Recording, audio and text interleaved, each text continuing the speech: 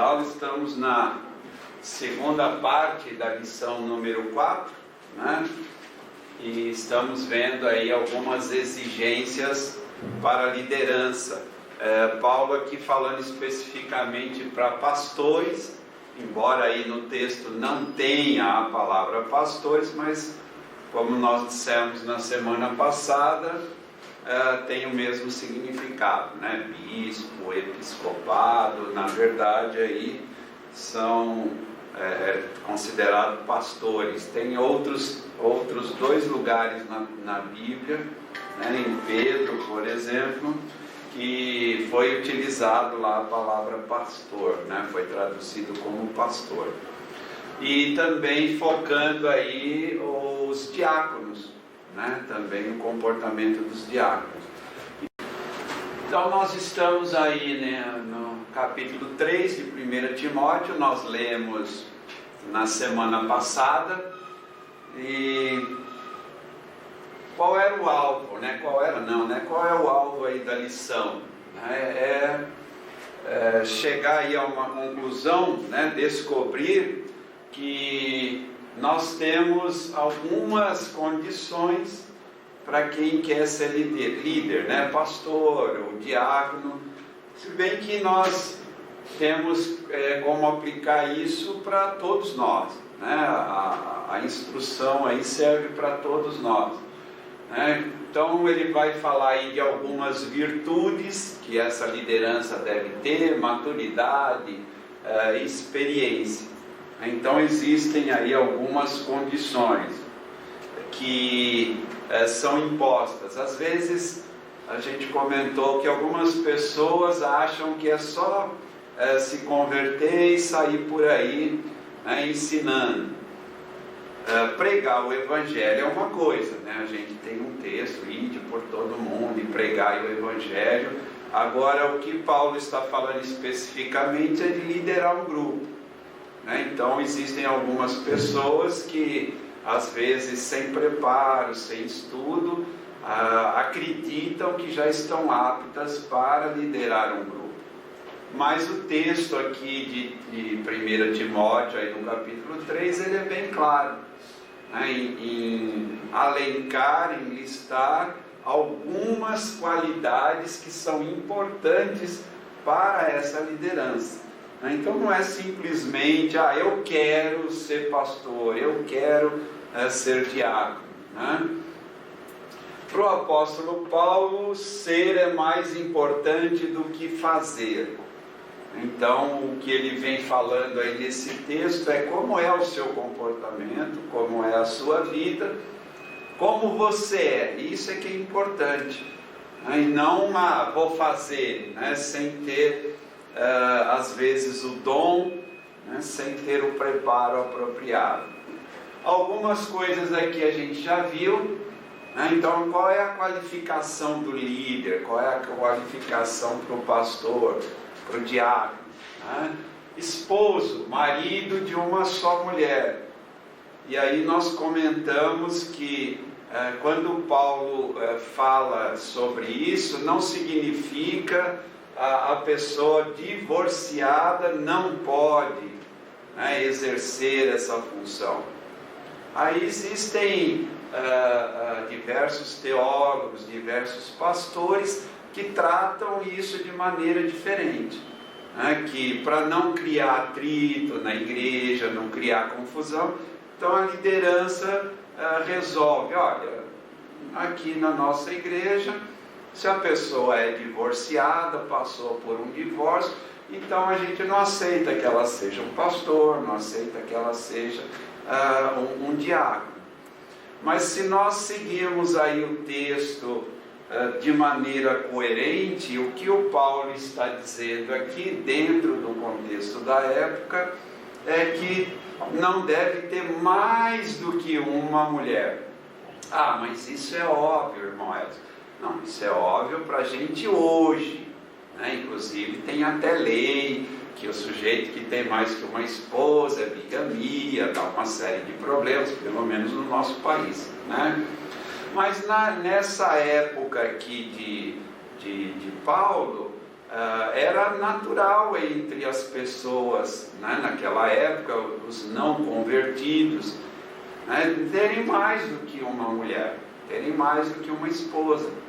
Nós temos países no mundo hoje que aceitam, né, que o homem tenha mais que uma esposa. Existem algumas seitas, algumas religiões que também não há problema, né? Então Paulo está escrevendo aqui para Timóteo dentro de uma cultura, de uma sociedade onde isso era comum, né? Então Paulo está dizendo, poxa, mas se nós somos convertidos, se nós temos agora um novo evangelho, nós temos também um novo comportamento. Então, não é apropriado que o pastor, o diácono, a liderança da igreja, essas pessoas tenham mais do que uma esposa.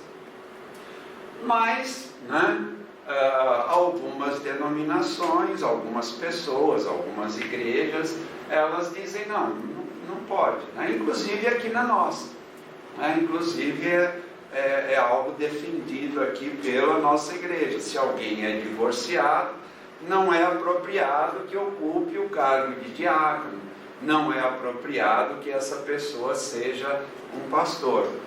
Ok? Eu queria deixar isso bem claro, porque às vezes a gente não entende o contexto em que a Bíblia foi escrita, a época, e isso é importante, né, que a gente observe. É importante que a gente tenha consciência disso.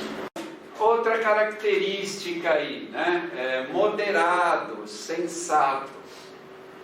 Outra característica que deve ter um pastor, deve ter um diácono, né? Controlado, que freia os seus próprios desejos, os seus próprios impulsos. Modesto, né? Prudente, uma pessoa simples, sem vaidade, né? Cauteloso. Então, na aula anterior, a gente deu uma analisada nessas 3 características, né, que são importantes também para nós, para mim, para você, né? Não é algo que, isso aqui é só para a liderança, é o diácono, é o pastor que tem que ver isso. A Bíblia, ela tem a sabedoria, é para todos nós. Aí falou também do hospitaleiro, alguém que é generoso, que trata bem as pessoas. Apto para ensinar, isso aqui é um ponto muito importante, né? Paulo está recomendando que alguém que ama a palavra, estuda a palavra, essa pessoa vai estar preparada, capacitada para edificar. E algo importante, né, irmãos? Conhecimento não significa ter aptidão para ensinar, ok? De repente a pessoa vai para o seminário, estuda, então ela fez teologia, mas nem sempre essa pessoa ela tem o dom do ensino, ela nem sempre está apta para ensinar, né? Uma formação não significa que nós vamos ter o dom de fazer aquilo, em todas as áreas, né?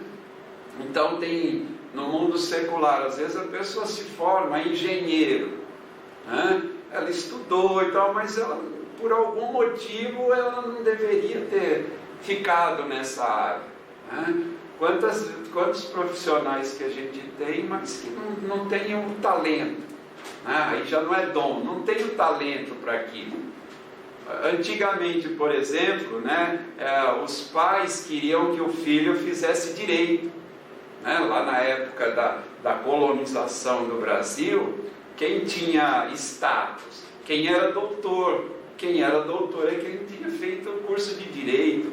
Então a maioria das famílias ricas de São Paulo daquela época quase que obrigavam o filho a estudar direito, mas ele não queria saber daquilo, ele não gostava daquilo, ele queria fazer outra coisa. Então é importante isso, né? Inclusive lá na parte dos dons a gente tem aquela pessoa que tem o dom do ensino, né? O dom de fazer isso aqui. Então, infelizmente, nós temos nas nossas igrejas, não estou falando especificamente da nossa, A gente tem professores, tem pastores que não têm esse dom, né? Eles são habilitados formalmente, são formados, mas não têm esse dom, né? Então Paulo está falando que isso é algo importantíssimo, é uma característica importante, né? Que eu tenho o dom, né, de ensinar.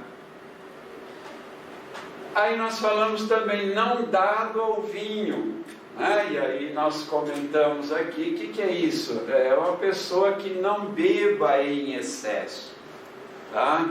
Então, o texto aqui, novamente a gente sendo fiel ao texto, ele não está fazendo uma proibição. Também a gente tem que ver aqui com cuidado o contexto da época, a cultura na época, ok? Aqui não é uma autorização também para sair bebendo, né? Não é para beber em excesso, então, né? Então o que ele está dizendo aqui, na época o pessoal era algo natural tomar vinho, né? Até porque havia problemas com água, havia problemas sanitários no tratamento dessa.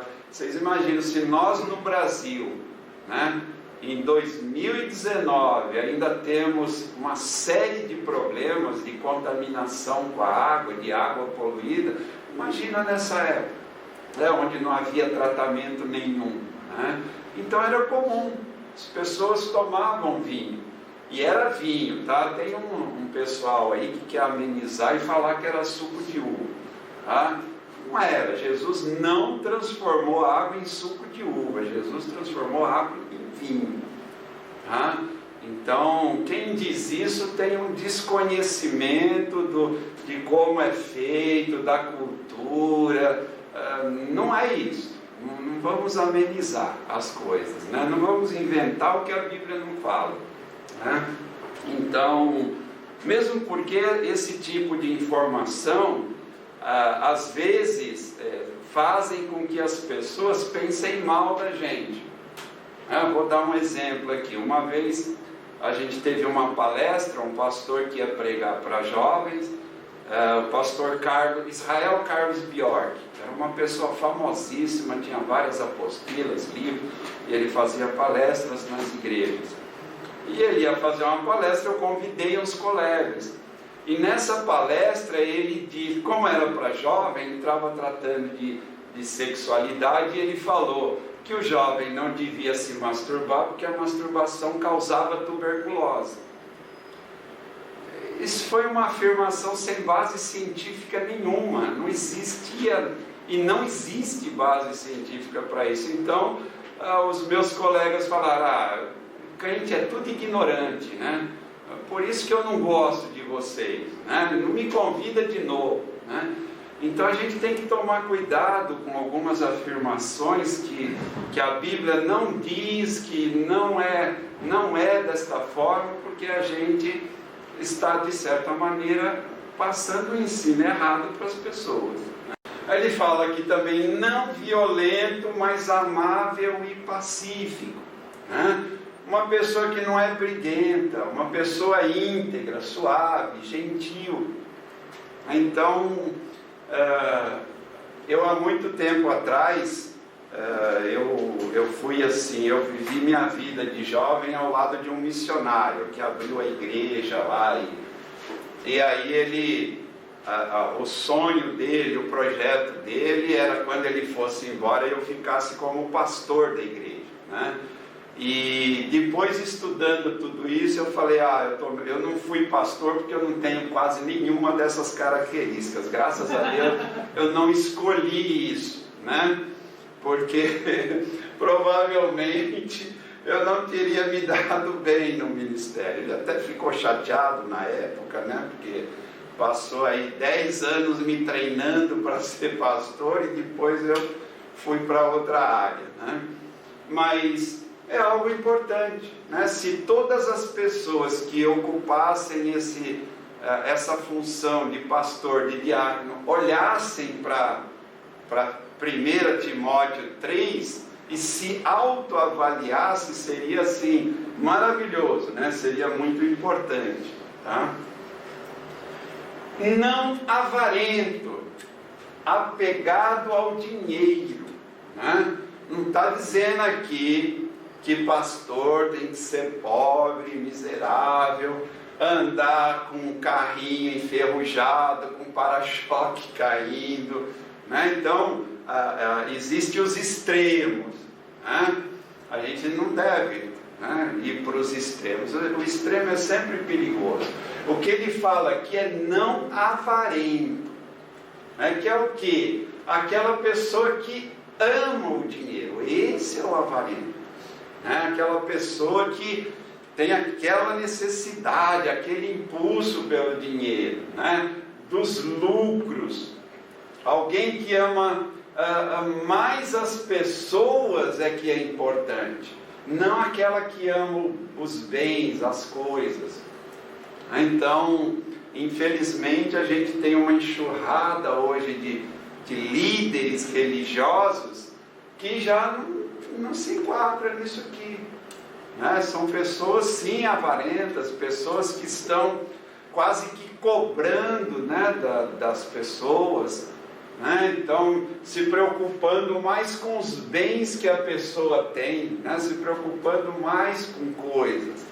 Infelizmente, é um mal aí do nosso mundo. A gente tem visto lideranças muito avarentas, muito preocupada com essa questão aí de financeira. Não estou dizendo que não precisa, né? Para sustentar qualquer igreja precisa de dinheiro, precisa pagar água, luz, telefone, zeladoria, é óbvio, né? Isso é óbvio. Mas o que o Paulo está dizendo aqui, ele usa aqui a palavra avarento, a pessoa que é apegada ao dinheiro, que o dinheiro tem muita importância para ele, né? Então, é algo que desqualifica o líder. Então, naquela época já existia 5 pessoas dentro da igreja? Sempre existiu, irmão. Sempre existiu. O dinheiro, o amor ao dinheiro, Jesus já falou, né? A raiz de todos os maus. Não o dinheiro, né? Mas sempre houve, né? E eu creio que hoje a gente acha que é um mal do século porque é mais perceptível, né? Sim. Mas sempre houve, pessoas sempre mataram por dinheiro, né? Os grandes povos sempre colonizaram outros em busca de dinheiro, sempre foi isso. Nunca foi valor humanitário.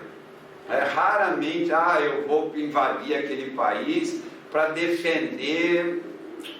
É o discurso, mas na verdade tem razões financeiras por detrás, né? Então já existia, irmão, desde aquela época lá, né? E a gente já devia ter aprendido a nossa lição, mas não aprendemos, né? Não aprendemos. Aí no verso 4 e no verso 5, o que ele vai falar? Que governe bem a própria casa, criando os filhos sob disciplina, com todo respeito. Pois se alguém não sabe governar a própria casa, como é que ele pode cuidar da igreja de Deus? O que o Paulo está dizendo aqui é de filhos que estão sob a tutela do pai. Aí sim, né, está lá na casa do pai, né, está morando com o pai, vivendo naquela família. Então é disso que o Paulo está falando. É apropriado a pessoa que está governando bem a sua casa, que os filhos estão sob disciplina, com todo respeito. Aí eu vi um caso, eu não vou citar nomes, foi atual, aconteceu ainda o ano passado, né? A filha de um pastor, 14 anos, 15 anos, fugiu de casa, foi com um rapaz, né? Teve relações sexuais, e aí a igreja convocou uma assembleia e falou: olha, pastor, o senhor está fora desse padrão, né? A sua filha está na sua casa, 14 anos, deveria estar sob a sua tutela, e ela fez tudo isso, e o senhor ainda admite e vai recolhê-la de volta, está apoiando. Não é correto.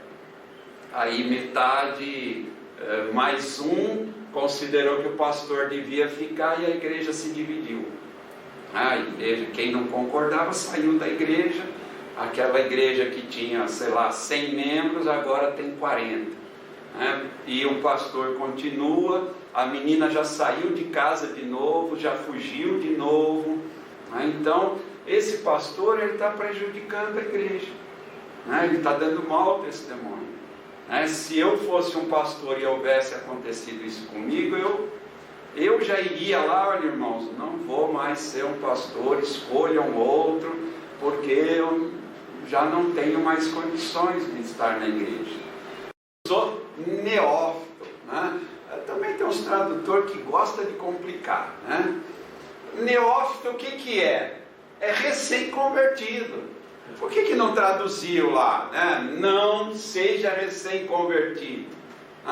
Traduziu não neófito. Mas tudo bem, não vou criticar o tradutor da Bíblia. Então, neófito, se na sua Bíblia está escrito isso, se você não sabia o que é, o sujeito neófito é um recém-convertido. É a pessoa que acabou de aceitar Cristo. Opa, tenho dom, vou ser pastor agora, vou ser missionário. Então Paulo está falando, não é apropriado. Por quê? Para não suceder que ele se ensoberbeça. O que é uma pessoa soberba? É uma pessoa que acha que sabe muito, que é mais que os outros. Então, uma pessoa que é nova convertida, que assume a liderança, o pastorado, não quer dizer que ela vá se tornar. Mas o Paulo está dizendo, é perigoso. E sempre que for perigoso, irmãos, é melhor não fazer. Se a chance é que você vá cair, é melhor fugir, não é? Fazer igual o José, que se mandou. Então, o que o Paulo está fazendo lá? Olha, não é apropriado que seja um recém-convertido, porque ele pode se orgulhar, achar que é muito mais que os outros, só porque, olha, já sou pastor, já sou diácono, já sou missionário. E ele fala lá, incorra na condenação do diabo. Qual foi a condenação do diabo? Qual foi o problema aí? Você lembra? Que ele quis se tornar igual a Deus. Soberba. Então Paulo está dizendo que ele não seja recém-convertido, para não suceder que ele fique orgulhoso, se achando, e incorra na mesma condenação do diabo. Então é outra característica que a gente vê em algumas denominações. O sujeito se converte já sem do nada, recebi o Espírito Santo e já quer ser apóstolo, bispo, já quer ser missionário, não passa por um estudo, não passa por um tempo de aprendizado, nem que ele não vá para o seminário. Não estou dizendo que seminário capacita, mas ter aquele tempo de estar aprendendo com os mais velhos, com os mais experimentados. Então a gente tem muito esse erro hoje em dia.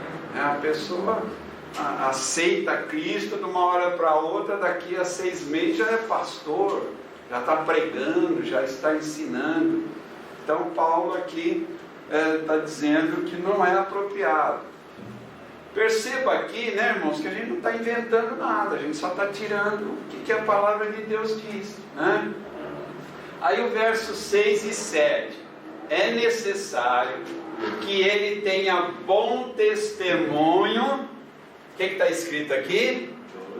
Dos de fora, a fim de não cair no opróbrio. O que significa isso? Má fama, descrédito, gente que é mal falada, e no laço do diabo. Então aquele sujeito que é mal falado pelos de fora não está qualificado para ser pastor. Não estou falando aqui de fofoca, tá? Estou dizendo aqui que não é eu que estou falando mal, não, todo mundo viu que o sujeito está fazendo coisa errada, né?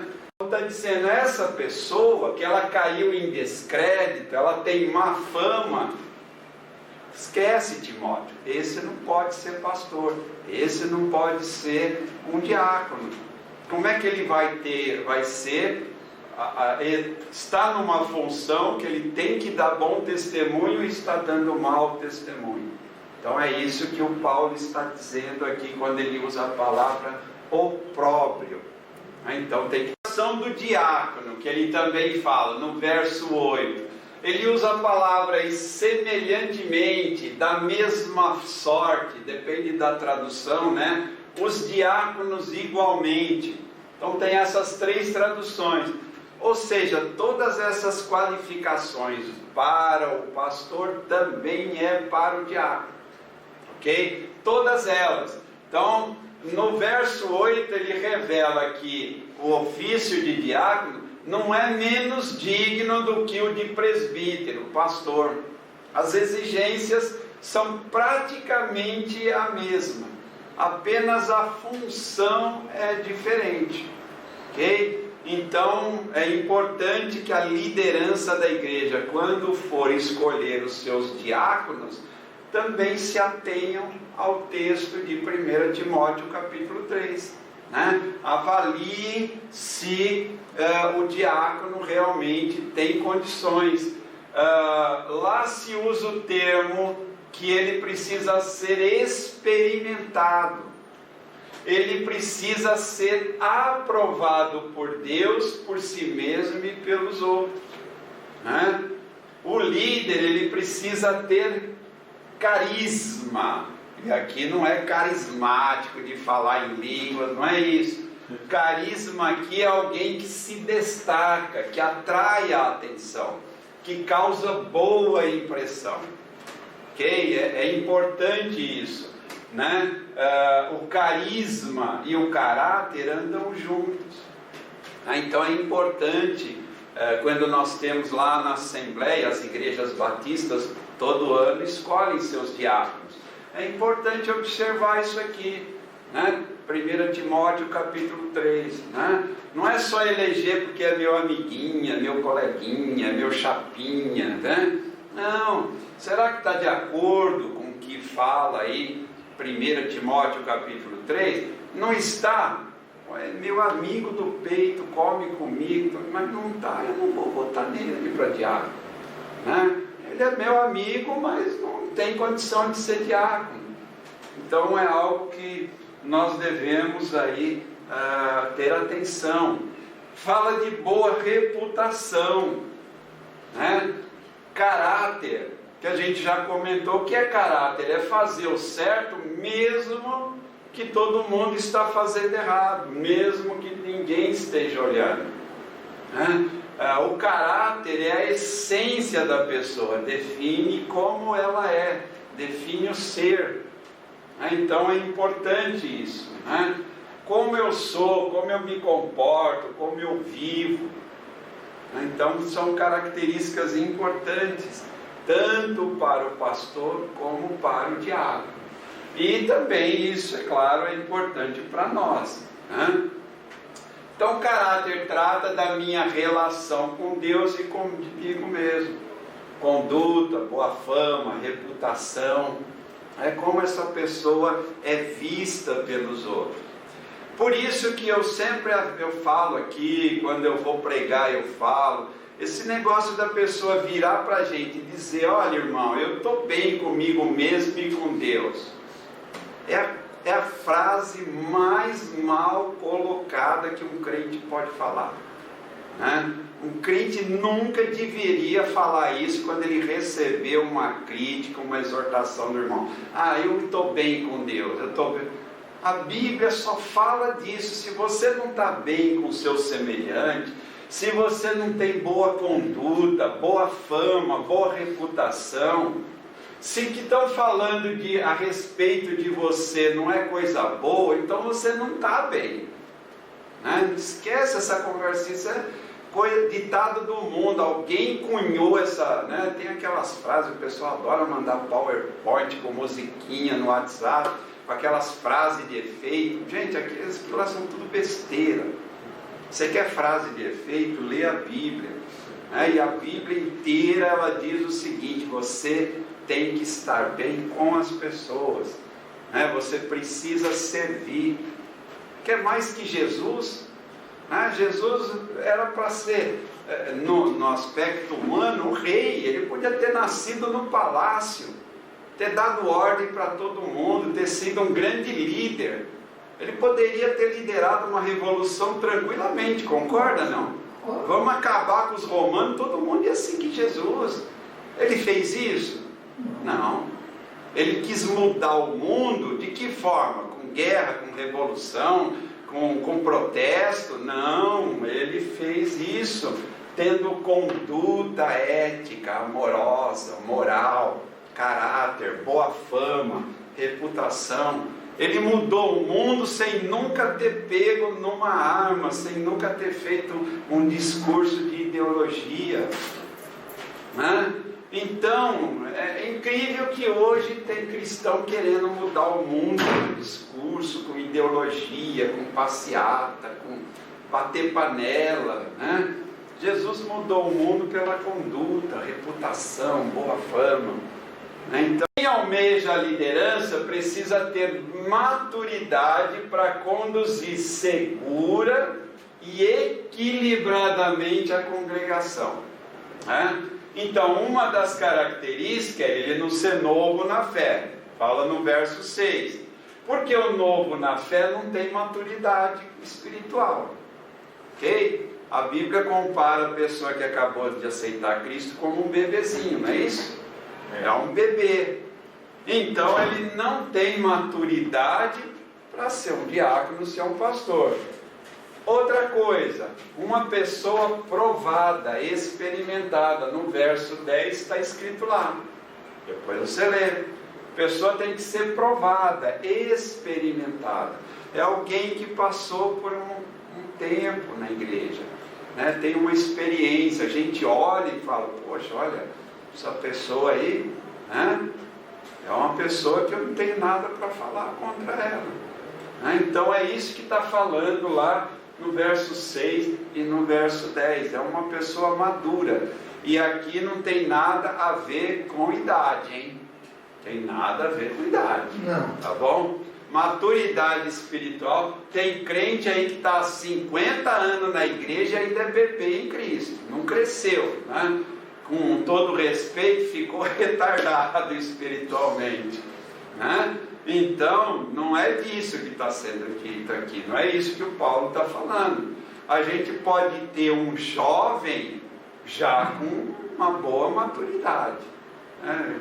Ele precisa ser avaliado quanto ao quê? Convicção de fé, tá? Como que é a fé desse diácono, desse pastor, quanto ao caráter e aos dons, né? Às vezes a gente só olha homem de fé, tá? Mas e o caráter?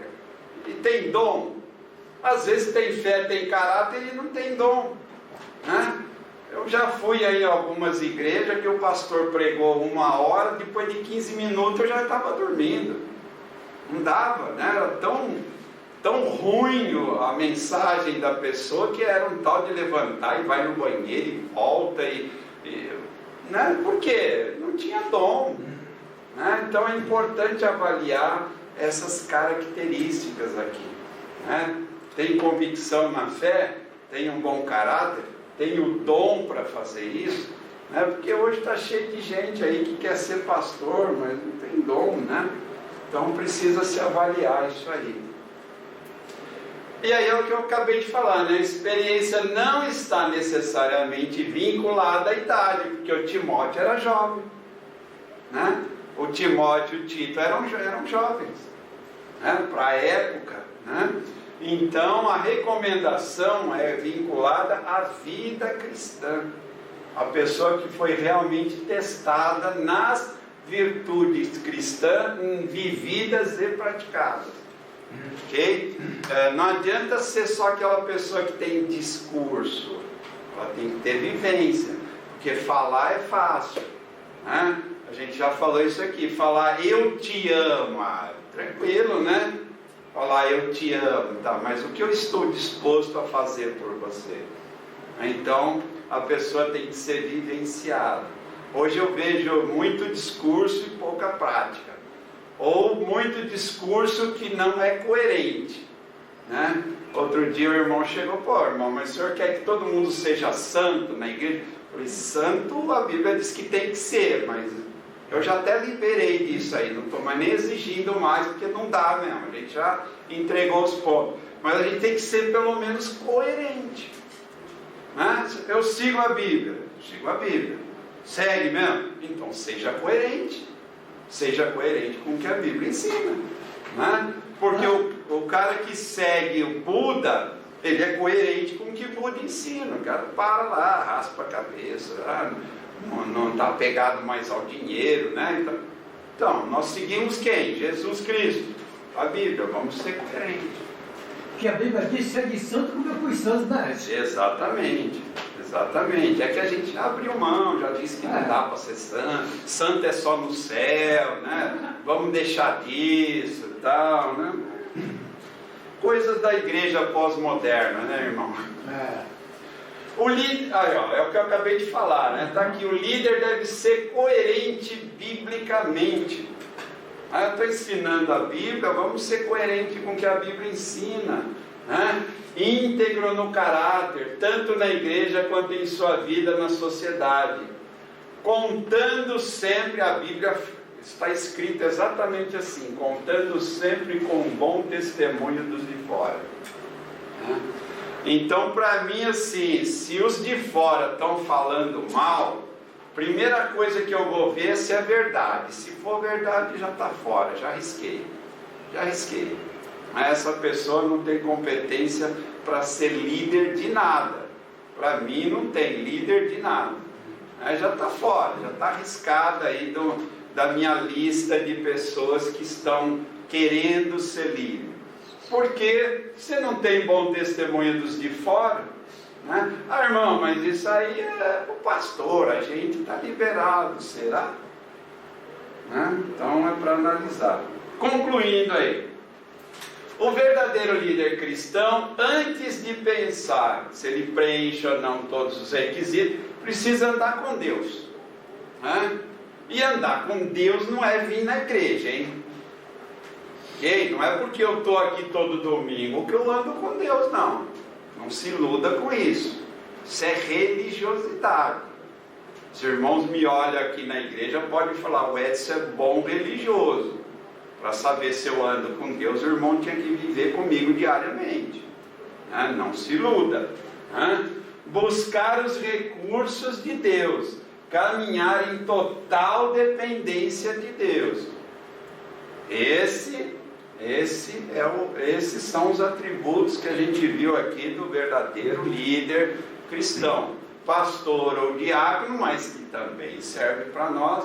E repito, como eu disse na aula anterior, eu creio que a gente deveria passar qualquer líder por esse crivo. Qualquer líder. Qualquer pessoa que almejasse ser líder deveria passar pelo crivo aí da palavra de Deus. Em Deus as necessidades são supridas, nós somos capacitados, motivados a servir como pastor, como diácono, ou em qualquer outra área que Deus nos colocar. Ok? Então isso é muito importante aí. Eu espero que daqui para frente aí os irmãos dêem mais atenção para 1 Timóteo capítulo 3. Na hora de escolher qualquer liderança, volta aqui para Timóteo capítulo 3, analisa, né? Se não tiver dentro aqui, já vai riscando da listinha esse pessoal que não está dentro disso aí, porque não vai estar em acordo com a palavra de Deus, tá? O padrão elevado só pode ser atingido quando nós estamos com Deus e somos dependentes dele. É isso aí a proposta da lição. Próximo domingo, não tem a EBD, né? É o fechamento do mês missionário, né?